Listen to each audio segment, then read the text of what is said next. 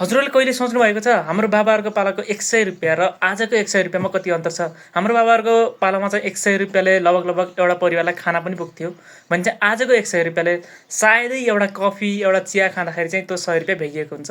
यो किन हुन्छ? बिकज अफ इन्फ्लेसनको बारेमा चाहिँ हामीले जम्मै कुरा जान्नुपर्ने हुन्छ। किन भन्दाखेरि पैसालाई प्रोटेक्ट या सेभ गर्नको लागि चाहिँ इन्फ्लेसन एकदम ठुलो कुरा रहन्छ र नेपालको अवस्थामा चाहिँ लगभग पनि 6-7% चाहिँ इन्फ्लेसन बढिरहेको हुन्छ प्रत्येक वर्ष।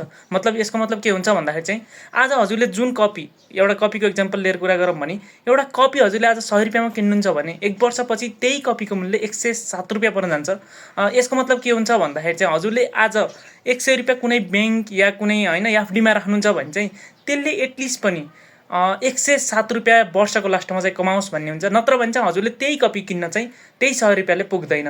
र अहिले नेपालको अवस्थामा हेर्नुहुन्छ भने चाहिँ 2-3% चाहिँ हाम्रो इन्ट्रेस्ट रेट रहेको छ। त्यसको मतलब के हुन्छ? 100 रुपियाँ आज राख्नुहुन्छ भने 103 रुपियाँ या 2 रुपियाँ चाहिँ हजुरले वर्षको लास्टमा पाउनुहुन्छ र त्यसले चाहिँ हजुरको इन्फ्लेसन हजुरले चाहिँ त्यही आज 100 रुपियाँले केही प्रोडक्ट आउँथ्यो भने चाहिँ त्यही प्रोडक्ट चाहिँ हजुरले वर्षको लास्टमा या नेक्स्ट इयर चाहिँ हजुरले पाउन सक्नुहुन्न त्यही 100 रुपियाँ हजुरले ब्याङ्कमा राख्नुभयो भने। यसैले चाहिँ हजुरको पैसालाई ग्रो हुन या त एटलिस्ट पनि इन्फ्लेसनलाई जित्नको लागि भए पनि 107 रुपियाँसम्म चाहिँ हजुरले कमाउने ठाउँमा मतलब 7% इन्ट्रेस्ट आउने ठाउँमा चाहिँ हजुरले लगानी गर्नुपर्ने हुन्छ। नेपाल सरकारले 7% या 5% इन्फ्लेसन भने पनि हाम्रो रियल लाइफमा चाहिँ एटलिस्ट पनि 8-10% चाहिँ हाम्रो इन्फ्लेसन बढिरहेको हुन्छ। हजुरले केही सामानहरूको हिसाब गर्नु आफैले पनि 8-10% मा चाहिँ हजुरको इन्फ्लेसन रियल लाइफमा बढेकै हुन्छ।